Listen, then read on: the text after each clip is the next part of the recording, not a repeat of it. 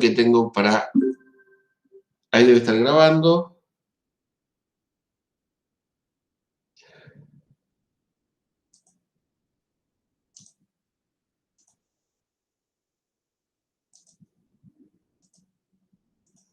Muy bien.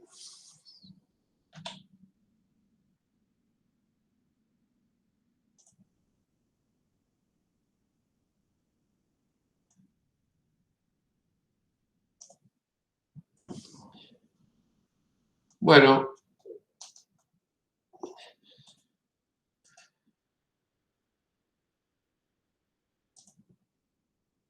el tema que comenzamos hoy está en un texto de Armand Matelar, que se los hice llegar, que se llama así, Un mundo vigilado.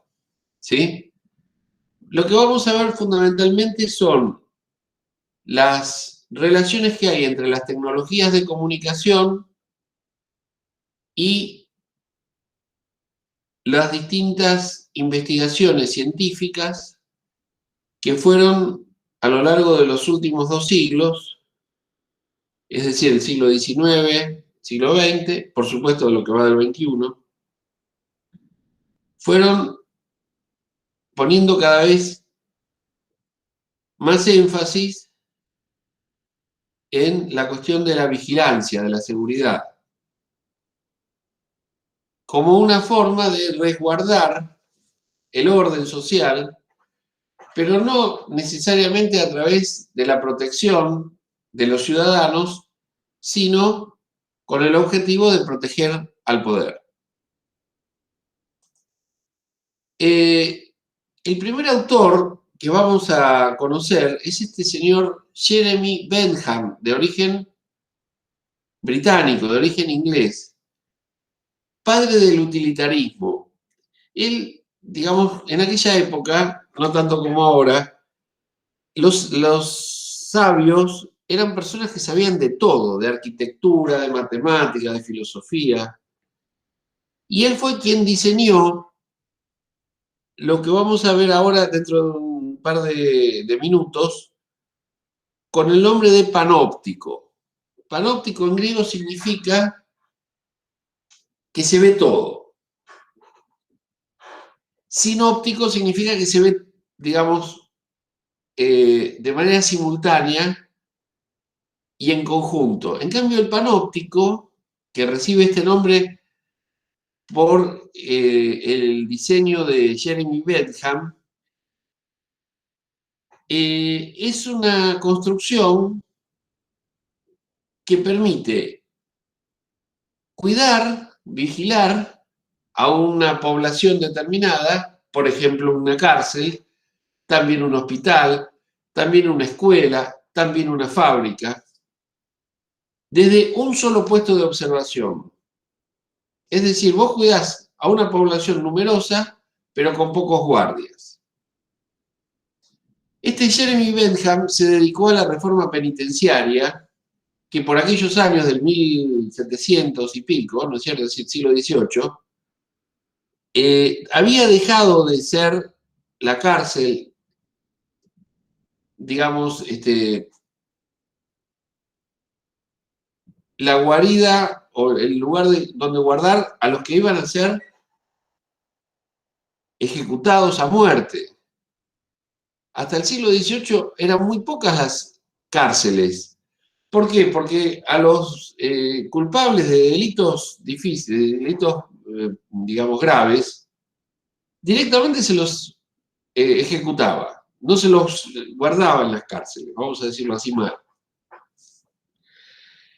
Por eso es que era necesaria una reforma penitenciaria, porque en muchos casos los juicios se llevaban a cabo de forma rápida, de forma desorganizada, y muchas veces eran ejecutados los inocentes y no los culpables. Por lo tanto, había que darle tiempo a la justicia para elaborar las pruebas, llevar a cabo el juicio y finalmente condenar o absolver a los acusados. Bueno, en ese contexto aparece Jeremy Bentham, que como les dije era un economista, un pensador, un escritor y también, digamos, no un arquitecto, sino una persona que se ocupó del diseño de edificios como, por ejemplo, las fábricas. Recuerden que en 1750, aproximadamente, a mediados del siglo XVIII, se produce la primera revolución industrial, que consiste fundamentalmente en acelerar los procesos de producción, incorporando la fuerza motriz de la máquina de vapor, por ejemplo, en los telares, en primer lugar. La hilandería de algodón se hace mucho más rápido que si fuera destinada únicamente a las manos de los trabajadores. Entonces, se produce una revolución productiva, pero al mismo tiempo una revolución comercial, porque la indumentaria, imagínense, la ropa, ahora se produce en mayor cantidad, a menor precio y tiene que ser vendida. Bueno, pero había que ver cómo se organizaba, cómo se disponía al personal de esos talleres. Las primeras plantas industriales no tenían un diseño definido hasta que apareció esta idea del panóptico. Pero Bentham también se dedicó, como les decía, a la reforma penitenciaria y aportó este modelo de cárcel en el cual se vigila todo desde un punto sin ser visto. Bastaría una mirada que vigile y cada uno sintiéndola o sabiendo que pesa esa mirada sobre cada uno, terminaría por interiorizarla hasta el punto de vigilarse a sí mismo. Yo sé que me están vigilando, lo que no sé es si en este momento me están vigilando, pero por las dudas guardo la compostura para evitar el castigo. El panóptico fue una invención útil para una cárcel y también para las fábricas. Porque claro, en las fábricas, si eran demasiado grandes, tampoco había posibilidad de poner un inspector o un observador por trabajador. Había que diagramar de tal forma los espacios como para que los trabajadores supieran o creyeran que estaban siendo supervisados y los supervisores, en todo caso, pudieran tener acceso visual a la tarea que hacían los operarios. Si bien el modelo de Bentham fue muy criticado porque, bueno, ofrece distintas dificultades, de alguna forma todas las cárceles, escuelas y fábricas a partir de aquella época se construyeron en el modelo panóptico de vigilancia. Marquemos esto, las escuelas también.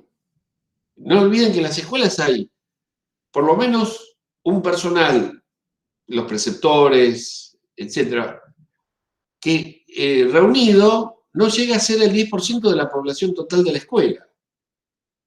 ¿Cómo se logra este equilibrio? Si no es a través de una construcción eficaz que permita mantener el control sin necesidad de aumentar significativamente, por supuesto, a los guardias o a los vigilantes. Acá vamos a ver, no sé si se ven, porque las fotos me quedaron un poco chicas para poner todo el texto posible. Eso es un panóptico. Fíjense la torre central, tiene un piso alto circular. Por lo tanto, desde allí, girando, 2 o 3 observadores pueden abarcar la totalidad del espectro. Esta es la de abajo. En la de arriba es todavía mucho más nítido, se trata de un grabado, no de una foto. Probablemente ese edificio nunca se construyó, pero estaba, digamos, en el diseño, perseguir el objetivo de permitir a su guardián, guarecido en una torre central, observar a todos los prisioneros que estaban recluidos en celdas individuales alrededor de la torre. Ahora bien, los prisioneros, no sabían en cada instante si estaban siendo observados. Sabían que podían ser observados, pero no sabían si estaban siendo en cada momento. El efecto más importante del panóptico es generar en el detenido un estado consciente y permanente de visibilidad. No tenés intimidad. Alguien te está mirando, alguien te está controlando. Y en eso consiste el poder. no en hacerse sentir de verdad, por ejemplo, a través de una cadena o a través de un policía, sino a través de esta sensación que genera el espacio cerrado de la cárcel. ¿Qué cosa más parecida a lo que vamos a ver con el celular? El celular, por supuesto, no nos están mirando, pero el celular tiene aplicaciones cuyo funcionamiento se habilita si vos autorizás o permitís que el celular establezca tu posición. Por lo tanto, si establece tu posición, sigue tus pasos, mucho más allá de una celda. Te sigue. No sé si lo conocen, el timeline de Google, es una de las tantas aplicaciones de Google, que al cabo del día, al cabo del mes, al cabo de los años, puede trazar un mapa de los lugares por donde vos estuviste en todo ese periodo.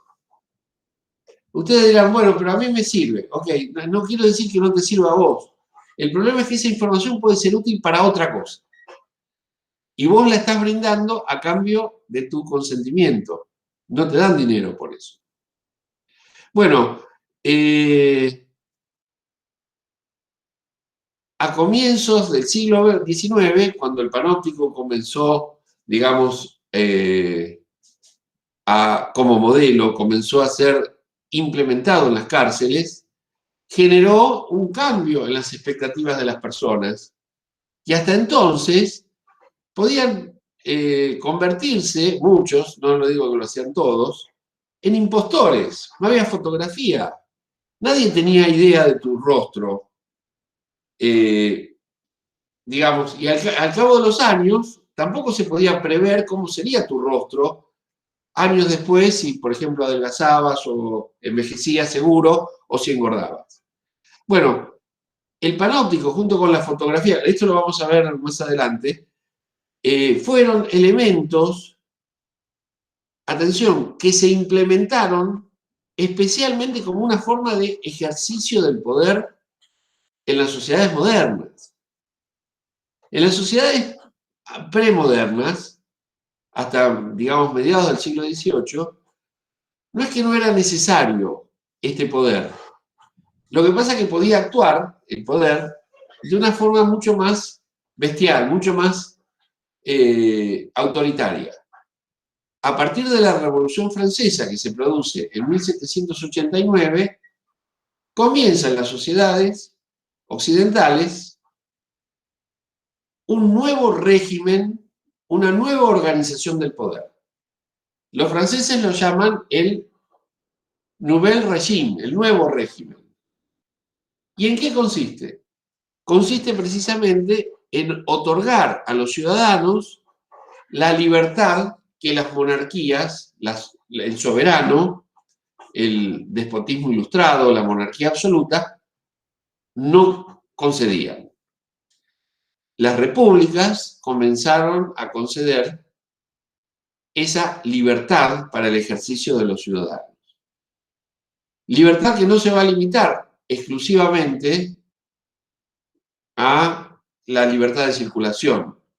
Habrá libertad de reunión, la gente se reunirá donde quiera, cuando quiera y como quiera. Y también la libertad de expresión. La gente expresará en forma vociferante, o sea, a través de la voz o a través de la prensa, sus puntos de vista.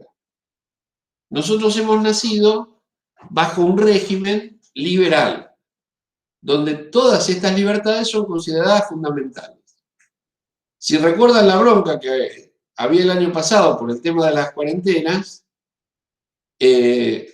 verán que la protesta fundamental era justamente que el Poder Ejecutivo, a través de sus decretos, obligaba a la gente a permanecer en casa, cuando en realidad el derecho fundamental de cualquier ciudadano de una república es a moverse con total libertad. Por supuesto, hay lugares que están prohibidos, que son muy peligrosos, como por ejemplo, no sé, cerca de una planta industrial donde hay agrotóxicos, o no podés ingresar a cualquier lugar en cualquier momento, pero sí en la vía pública. Y eso estaba fuertemente restringido por las disposiciones y los decretos del Poder Ejecutivo Nacional. ¿Se acuerdan el problema que hubo a comienzos de abril de este año? Que la ciudad de Buenos Aires quería habilitar la escolaridad. Y el gobierno, viendo que estábamos entrando en la segunda ola, el gobierno nacional, decretó que no podía haber clases presenciales en la escuela primaria. Bueno, dirimió la justicia a favor de la ciudad de Buenos Aires. Con lo cual se logró lo que el gobierno nacional quería que no se produjera, es decir, una curva de contagios muy importante. Bueno, no sé si lo conocen a este autor, Michel Foucault, muerto ya hace muchos años, pobre, él murió de SIDA, fue uno de los más importantes críticos de las instituciones sociales, en especial de aquellas instituciones que encierran a la gente. Básicamente la psiquiatría, la medicina. Bueno, la cuarentena fue un problema sanitario, un problema médico. Las ciencias humanas, que encierran, digamos así en general, no todas las ciencias humanas encierran a la gente, pero piensen en las escuelas y en la obligatoriedad de mandar a los chicos al colegio. No digo que no sea necesario, atención, lo que digo es que por alguna razón el disciplinamiento forma parte de las obligaciones que tenemos los padres para con nuestros hijos. No quiero entrar en la discusión de vale la pena hacerlo o no hacerlo.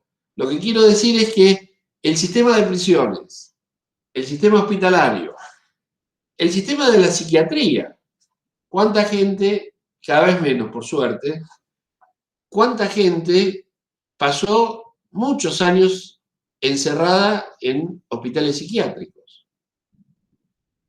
Es el día de hoy y hay gente que está lo que se llama la internación de día. A la noche van a dormir a su casa, pero durante el día están en un ambiente, vamos a ponerlo entre comillas, contenido, donde están bajo observación. Bueno, y otro tema en el que se mete Foucault, relacionado con la restricción de la libertad, es la sexualidad. Cómo se perseguía especialmente, bueno, a los homosexuales, etc. Tanto homosexuales varones como homosexuales mujeres. Hoy, por suerte, vivimos en una etapa, por lo menos en Argentina, donde no es considerada una enfermedad, y lejos de eso, la homosexualidad. Pero hasta no hace mucho, incluso cada tanto aparece en la televisión algún médico o alguna médica diciendo cosas como esas. Bueno, en realidad a Foucault lo que le interesaban eran estos fenómenos para ver cómo se construía el poder en la sociedad, cómo lograba mantenerse. Un secreto fundamental del poder no está en la brutalidad de su ejercicio, sino en la discreción, en la invisibilidad de su acción. El verdadero poderoso no es el que está con un látigo en la mano y castiga delante de muchos ciudadanos al desviado, al que se porta mal. No. El verdadero poder está en la internalización de su necesidad. Dicho de otra forma, hacer sentir la necesidad sin hacer sentir la presencia del poder. Por eso es que casi nadie sabe exactamente en qué consiste la autoridad. Porque cuando pensamos en la autoridad, inmediatamente tenemos que pensar en el poder. Ahora bien, una autoridad que se ejerce de manera visible, fuerte, indiscreta, es una autoridad molesta, una autoridad que se desgasta.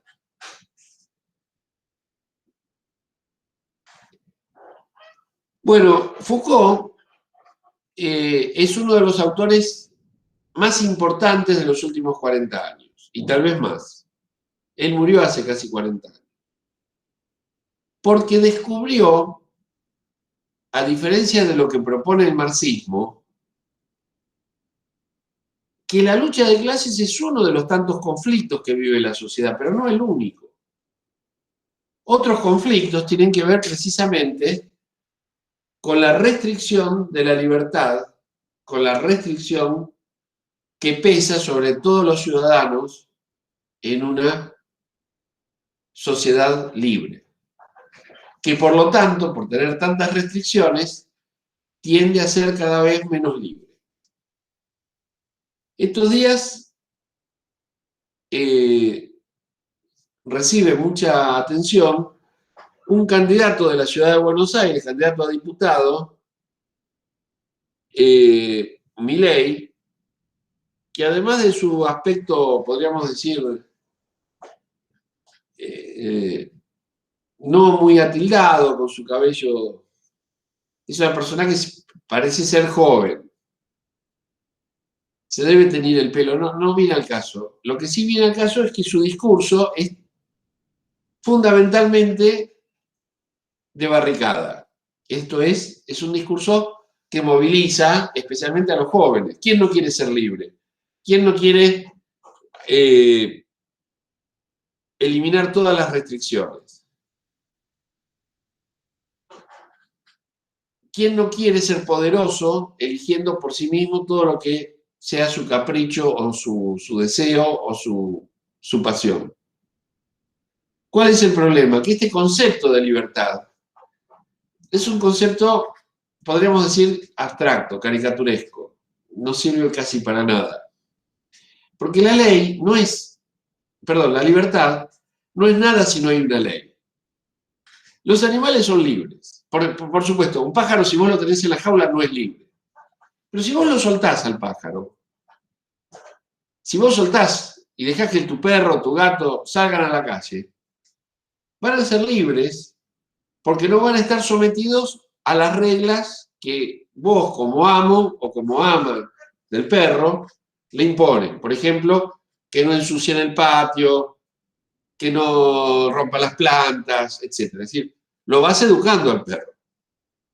El perro no sé por qué aprende, ni cómo aprende, pero aprende. El gato también. La convivencia probablemente genere en el perro y en el gato expectativas que yo no llego a entender. Pero en las personas, la mejor forma de entender lo que debemos y lo que no debemos es la ley. Si a vos te dicen, mira, está prohibido poner música fuerte después de las 10 de la noche. Si querés, podés no cumplir esa ley, pero sabés que esa ley existe. Tu libertad, entonces, tiene sentido dentro del marco de esa ley. No es que no podés escuchar nunca música. No es que no podés escuchar la música que a vos te gusta. Sí, podés hacerlo. Lo que no podés hacer es escucharlo, digamos, entre las 10 de la noche y las 8 de la mañana. La verdadera libertad funciona en un marco legal. No cuando vos haces lo que querés, sino cuando vos disponés de tu deseo dentro del margen dentro del marco de la ley. Fuera de esos márgenes de la ley, no hay libertad, hay capricho. Por ejemplo, ninguna ley me obliga a mí a no consumir azúcar. Entonces puedo comprarme un kilo de helado y comérmelo todas las tardes. Claro que esto va a tener consecuencias, pero se puede decir que no molesto a nadie. El médico me va a decir, cuando descubran que yo tengo diabetes, me va a decir, bueno, usted hizo ejercicio de su libertad de manera caprichosa, porque se excedió de lo razonable. Bueno, todo esto para entender qué es la biopolítica y qué es el biopoder. Son dos conceptos que vienen fundamentalmente de Foucault. Ambos conceptos, biopolítica y biopoder, aluden a un conjunto de estrategias orientadas a dirigir las relaciones de poder para hacer de la vida algo administrable.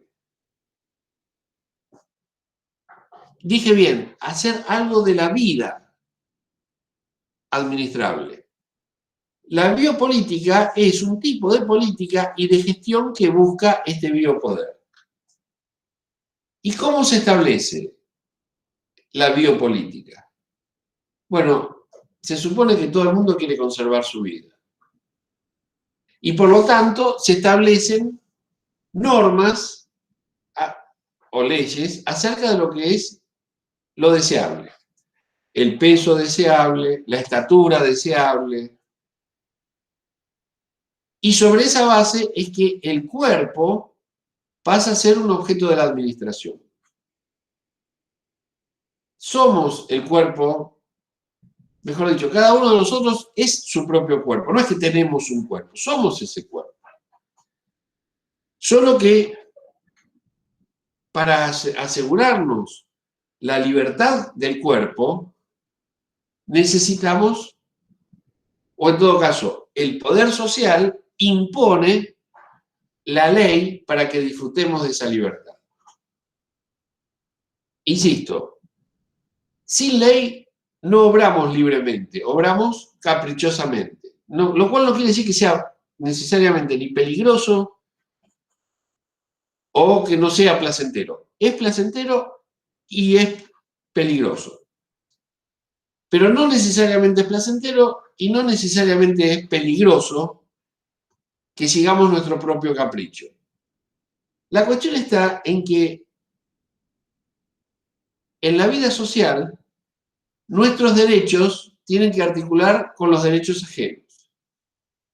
Si vos no te querés vacunar, no te vacunes, pero vos podés ser portador de una enfermedad que por ser contagiosa afecta el derecho a la salud de los demás. Esa es la restricción sobre tu libertad. Bueno, el mismo principio rige en la biopolítica. Lo que observa Foucault es que las formas en que se ejerció el poder fueron cambiando progresivamente, pero en el siglo XVII, es decir, en el 1600, el poder tradicional entendía el cuerpo como una máquina. A este corresponde la sociedad de la soberanía. El soberano dispone, entre otras cosas, cuándo y cómo esa máquina tiene que funcionar. A partir del siglo XVII, es decir, ya estamos hablando de 1700, a partir, digamos, de los finales del siglo XVII, del comienzo del siglo XVIII, la sociedad de soberanía comienza a resquebrajarse. Especialmente en Inglaterra se produce en el 1690 una revolución que quita el poder a los reyes y lo restituye a los súbditos, a los ciudadanos. Pero otros movimientos a lo largo de Europa septentrional, de Europa del Norte, se producen en el sentido de limitar el poder absoluto de los reyes. Pasamos entonces de la sociedad de la soberanía a la sociedad de la disciplina, a la sociedad disciplinaria. Y la forma de disciplinar a las personas, a diferencia de la sociedad soberana, va a ser mediante el control de la educación, de las aptitudes físicas, de la normalidad física. No existía este concepto. No importaba si alguien tenía exceso de peso o baja estatura. A partir de ese momento comienza a desarrollarse lo que Foucault llama la anatomopolítica, es decir, la idea de cuerpos normales y, por supuesto, cuerpos anormales. Un cuerpo anormal es el que o no alcanza o excede los límites de la normalidad, porque tiene demasiado peso, porque tiene talla pequeña, etc. El objetivo, va a decir Foucault, es vigilar para producir cuerpos dóciles. Y de esta forma, para asegurar el logro de este objetivo, se establecen herramientas como el control, la vigilancia y fundamentalmente los exámenes sobre las capacidades. Esto comienza, como les decía, a partir del 1700. La sociedad de la soberanía pone al individuo como objeto de una información, no como sujeto de comunicación. La sociedad disciplinaria, que es la que comienza a partir de 1700, en Europa, por supuesto, ¿no? Tiene como modo de comunicación ensanchar el horizonte físico y mental, generar libertad, generar circulación. Ustedes piensen que en esos años se produce la conquista de nuevos territorios, más allá del continente europeo. En el 1700 se establecen las colonias en la India, en África, en América Latina, para lo cual es necesario controlar a las fuerzas liberadas tras el derrumbe de la sociedad soberana. Y esto obliga a generar una tecnología disciplinaria. En lugar de establecer un control exhaustivo desde afuera del individuo, educarlo para que el individuo se vigile a sí mismo.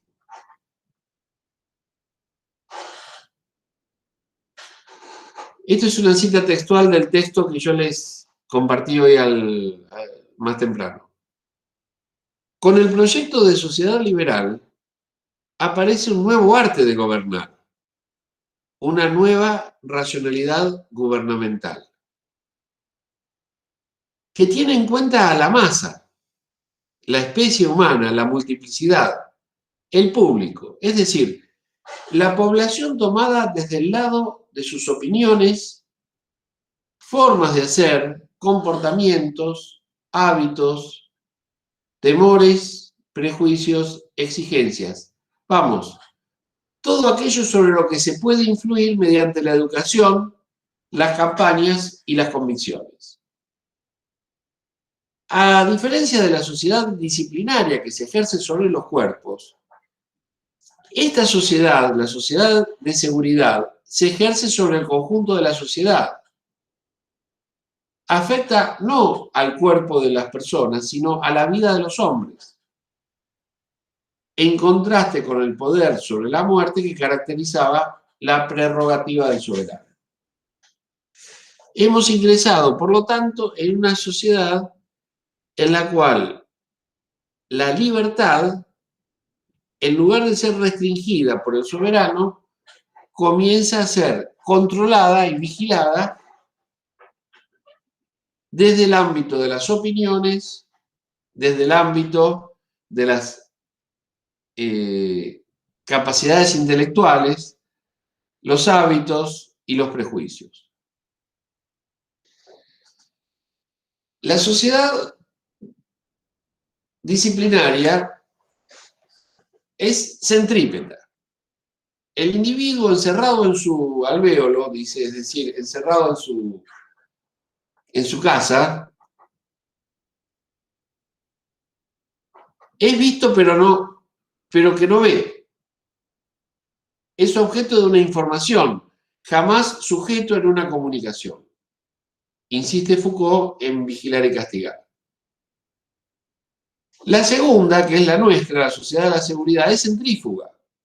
Rompe el aislamiento. Su modo de comunicación ensancha el horizonte físico y mental. El principio del dejar hacer, en efecto, se coloca junto con la utopía de un modo de comunicación de bienes, cuerpos y mensajes situado bajo el signo de la fluidez y la transparencia. El dejar hacer y dejar pasar es un lema, una especie de refrán, un dicho de la sociedad liberal. Pero justamente la contraparte de la sociedad liberal son estos controles que Foucault va a denunciar. Utopía, sí, porque la paradoja de la sociedad de seguridad reside en que con el paso de las generaciones técnicas está llamada a liberar fuerzas virtuales de los flujos de comunicación al tiempo que no va a parar, no va, digamos, a detenerse en contener, en poner freno a sus virtudes emancipadoras bajo el pretexto de lógicas de mercado, razón de Estado, cuestiones de seguridad.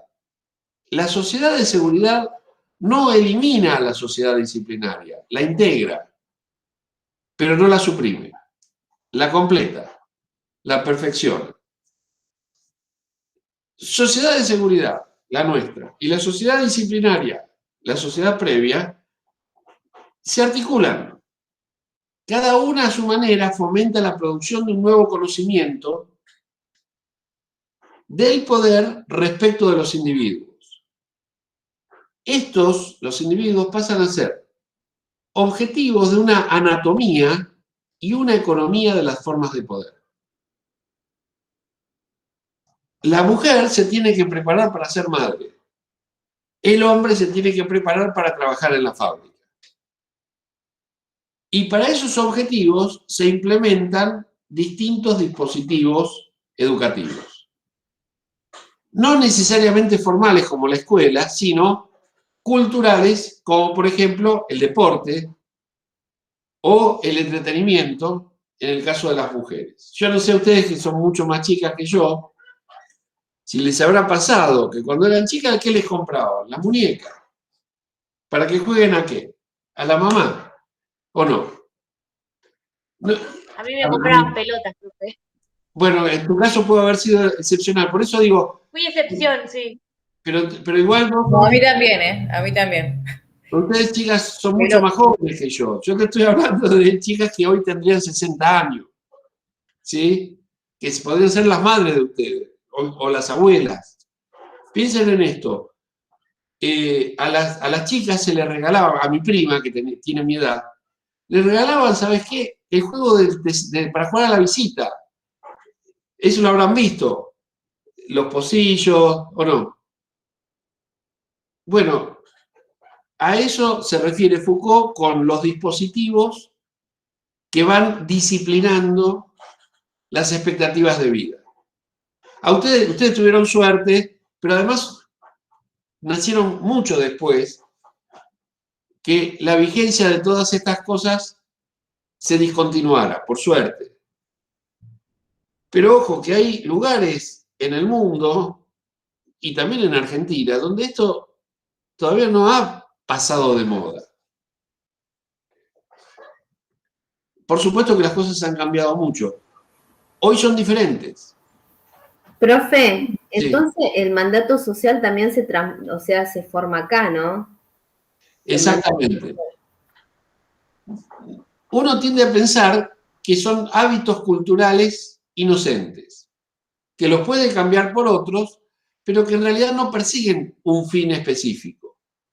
Lo que demuestra Foucault que sí persiguen un fin específico. A vos te prepararon, digamos, para ser ama de casa, no a vos porque ya por lo que veo, por tu edad, perteneces a otra generación. A la generación de tus madres, más o menos, ponele. Pero ustedes todas trabajan y todas están estudiando. A comienzos de los años 60, cuando yo era muy chico, la expectativa de las chicas que iban a la escuela conmigo era casarse y tener hijos. Ninguna quería ser médica. Por supuesto que muchas lo fueron, médica, abogada, pero la mayoría no pensaba en estudiar. El mejor testimonio que ustedes pueden encontrar, no sé si han leído Mafalda. Mafalda era una historia, no era una historieta, era algo mucho más importante que se publicaba en periódicos de circulación masiva y también se editaba en forma de libro o de cuaderno, digamos, anual. Había dos, en realidad había tres chiquitas. Mafalda, que era la bien pensante, la chica inteligente, la chica que quería superar a su mamá. Libertad, una chiquitita que era anarquista, y Susanita, que era todo lo contrario de estas dos. Susanita quería casarse, tener hijos, tener un buen marido. Es decir, un buen marido no era una persona buena, era una persona con capacidad económica.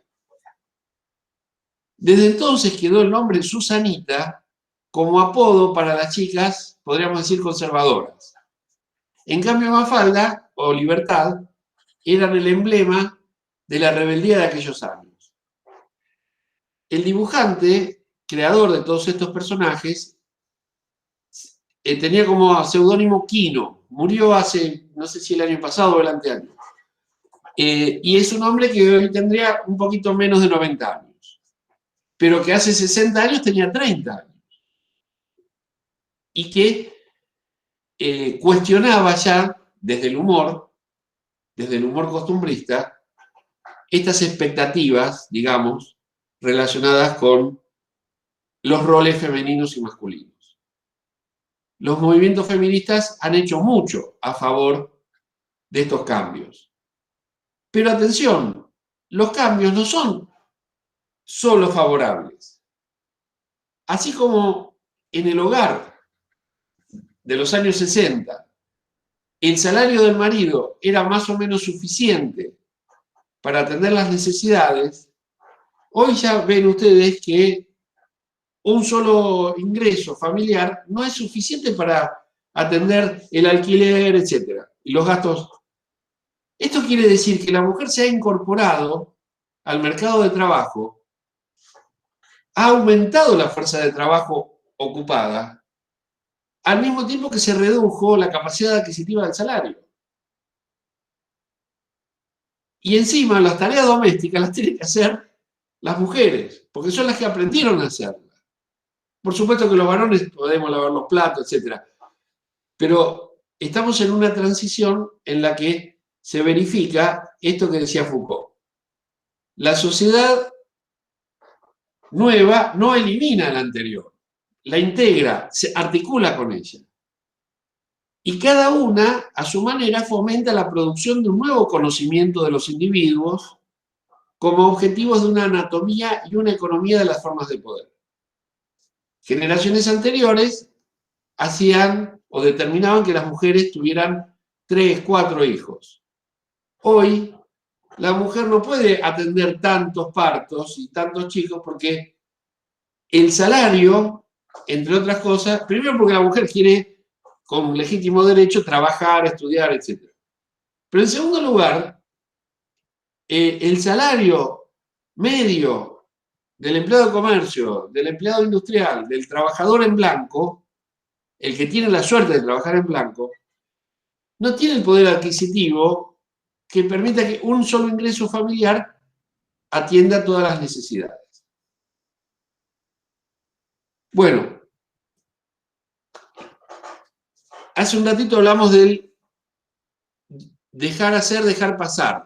En francés se dice laisser faire, laisser passer. Dejar hacer, dejar pasar.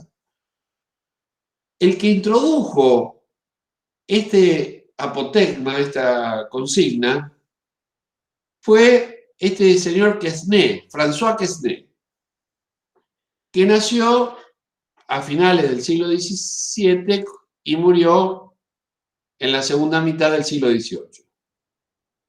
Cuando él murió todavía faltaban varios años para la Revolución Francesa, que fue en 1789.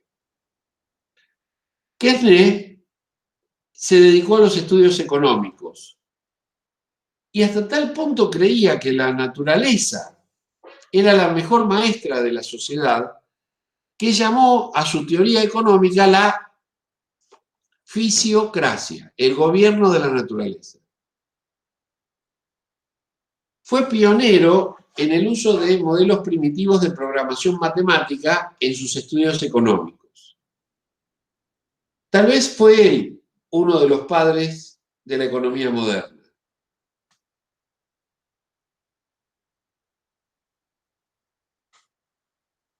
Junto a Vincent de Gournay, que era contemporáneo de él, fue pionero del pensamiento económico y alrededor de estos dos se formaría progresivamente el grupo filosófico de los economistas o fisiócratas. Pero el más importante no era francés, sino que era escocés. Y su nombre es Adam Smith. Los liberales rinden culto a la figura de Adam Smith, que escribió un libro muy interesante que es La teoría de los sentimientos morales. Ahí considera que el resentimiento, la venganza, la virtud, la admiración, la corrupción y la justicia son los principales sentimientos morales que animan la conducta de los hombres. En realidad, Adam Smith era un moralista, pero también se ocupó de la economía. Él creía que la economía, en la medida en que transcurriera con el máximo de libertad y que confiara en el buen sentido y la buena conciencia de la gente, iba a ser próspera. ¿Saben cómo se llama su libro? La riqueza de las naciones, que fue escrito en 1776, más o menos cuando Quesnay, que vimos recién, ya había muerto. Es un estudio acerca del proceso de creación y acumulación de la riqueza, temas que ya habían abordado los fisiócratas, pero sin el carácter científico de la obra de Smith. Smith combina moral y economía. En ese trabajo, Smith se revela como el verdadero padre de la economía moderna. Él cree que así como Dios, fíjense, ¿no? ¿A dónde llegamos? Así como Dios le ha dado libertad al hombre y el hombre ha sabido poblar la tierra, construir ciudades, armar civilizaciones. Bueno, en la economía tiene que haber lo mismo. Tiene que haber paso para la acción de lo que él llama la mano invisible del mercado, que ordena de manera espontánea, de manera milagrosa, el apetito desmedido, digamos, el afán de lucro desmedido de la gente. Gracias a la mano invisible, la gente se regula, se autorregula, no aumenta los precios, porque la reciprocidad es la base de la igualdad económica. Y en la medida en que las cosas estén apaciguadas, puede haber prosperidad. Va a ser en un libro anterior al de La riqueza de las naciones, que es la teoría de los sentimientos morales, donde Adam Smith explora las conductas humanas en las cuales lo que él descubre es la empatía. ¿Qué es la empatía? La capacidad de ponerse en el lugar de otro, aun cuando el beneficio se reduzca o sea nulo. Por aquellos años estaba en boga la concepción utilitarista de la moral. ¿Usted quiere que la gente se porte bien? Bueno, ofrézcale algo a cambio de su buena conducta. Si no hay utilidad en la conducta buena, la gente no va a emprender ningún esfuerzo para comportarse bien. Lo que dice Adam Smith es que no. Lo que hay que enseñar es a empatizar, a ponerse en el lugar del otro. Entonces, si yo aumento mis precios y los otros aumentan los precios, entramos en una escalada inflacionaria imposible, en una locura. En cambio, si todos mantenemos el decoro de nuestras pretensiones de lucro y nos quedamos con los precios tal como están, todos vamos a crecer, todos vamos a prosperar y nadie va a sufrir. Bueno, esa es la teoría de Adam Smith. Hoy en Argentina hay varios partidos políticos que la preconizan. Les recuerdo que esta teoría lleva mucho más de 200 años, casi 240 años. Bueno, son casi las 5. Si tienen alguna duda, yo me quedo un ratito para responder preguntas. Y si no, nos veríamos, como siempre, el lunes que viene. Yo les mando el link a las 4 de la tarde.